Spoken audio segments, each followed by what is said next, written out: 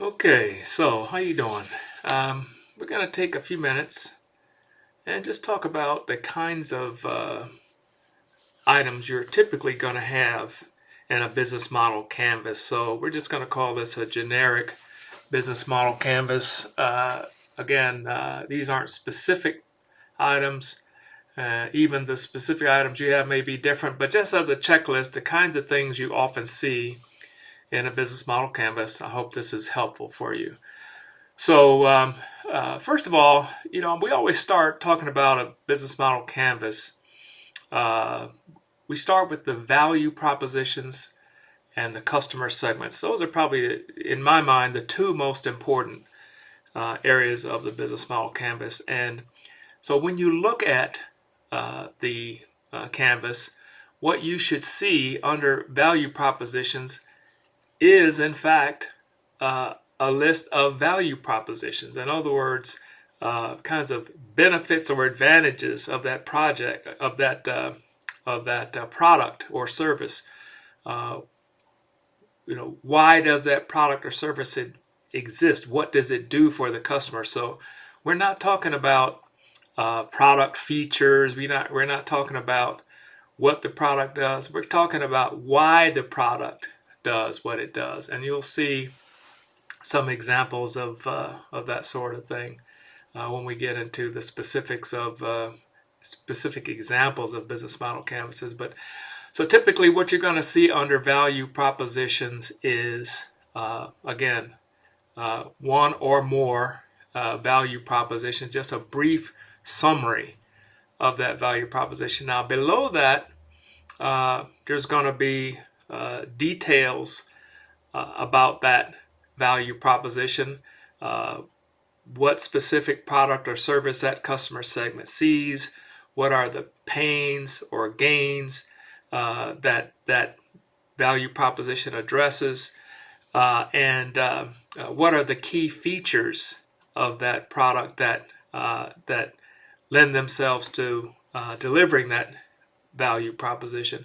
Those kinds of things are details, but when you look at the value proposition, the heading should be what that value is. So, for example, if I'm talking about, something like, let's say, an electric bicycle, okay? A value proposition would be something like convenient, low-cost urban transport. That's the value that it's providing for that customer. Or another value proposition might be safe, efficient commuting to work. That might be something you would see as a value proposition. What you wouldn't see is 250 watt electric motor or handles well in city traffic. Those are product attributes that are kind of details. So again, on the value proposition, you want to indicate what does that product do for the customer? What benefit or advantage does it provide? So you're going to have a list of value propositions in every business model canvas, one or more of those value propositions. And lining up with that, for each value proposition, you're going to have a customer segment. A customer segment is defined as the group of people who share an interest in that same value proposition. So typically there's a one-to-one mapping between value proposition and customer segment. Okay, and so this is why I've color-coded the value propositions and customer segments, so you can quickly see when you're looking at this business model canvas what value proposition corresponds to what customer segment. And so in this case, I've listed, four placeholders for four value propositions, placeholders for four customer segments. You might only have one value proposition in one customer segment. You might have 2, you might have 3, you might have 10, but typically you're going to have just a few of each of these value propositions and customer segments. And again, same thing is true for customer segment. You're going to have details about that customer segment. And when we get into the template for the business model canvas items, we'll see what kinds of things you have in the details. But again, the main thing you should see when you look at the customer segment, the first thing you should see is a description of that customer segment. Female senior citizens, or college age sports participants. As specific as that customer segment is, you want to indicate what it is, but you just want to quickly describe that group of people who share an interest in that same customer segment. So in the case of, I mentioned a value proposition that was efficient, safe urban transport. One customer segment might be 20 to 40-year-old urban professionals. So that would be an example of a customer segment that might correspond to that particular value proposition. Okay, so you're going to have value propositions, you've got customer segments. Now, under customer relationships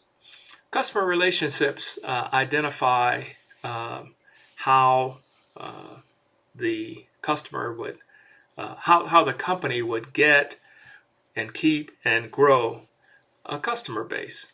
And so this is where things related to like advertising and marketing show up in the business model canvas. So the kinds of ways a company might build customer relationships, they might have a streaming media channel like a YouTube channel. They might do ads, traditional ads or search ads.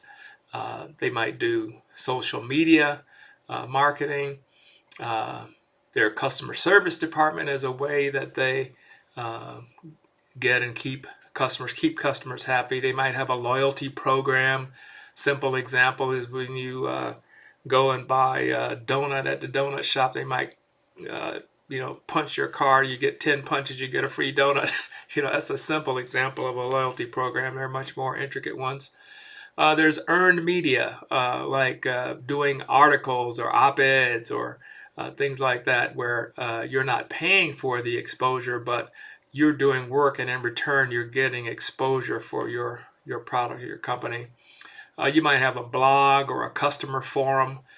These are all ways that companies build relationships with customers, ways that they get and keep and grow a customer base. And so these are just some examples of the kinds of things you might have in your customer relationships section of your business model. Now, if we go down further, we have something called channels over here. Now, channels is how the buy-sell delivery transaction takes place. Where does the customer get access to the product? Where do they buy the product? How do they get the product?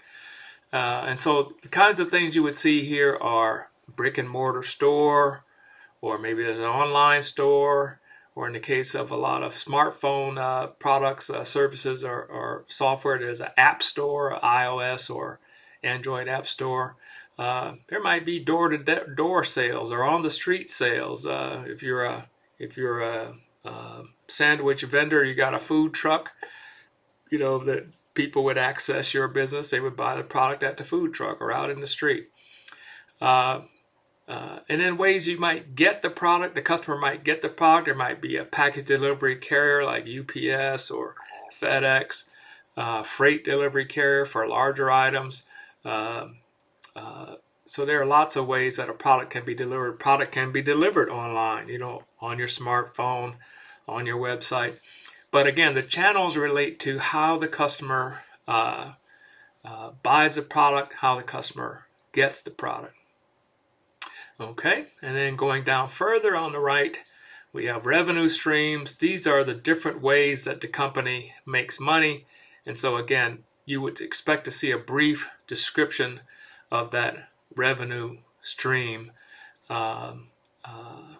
at the top. So if you were a car seller, for example, you might have a revenue stream that is car sales. You might have car leases. So again, what are the different ways that company makes money? Each revenue stream represents a different way that company makes money. So you look here, you would expect to see a brief description of that revenue stream. Okay, so that's pretty much the center and the right-hand side of the business model canvas. Going over to the left, we have some very important items here too, areas, elements. One is key activities. What does this company have to do in order to deliver on the value propositions that it has stated? And so typical kinds of things you see here are sales and marketing activities, product development, operations and logistics, customer service.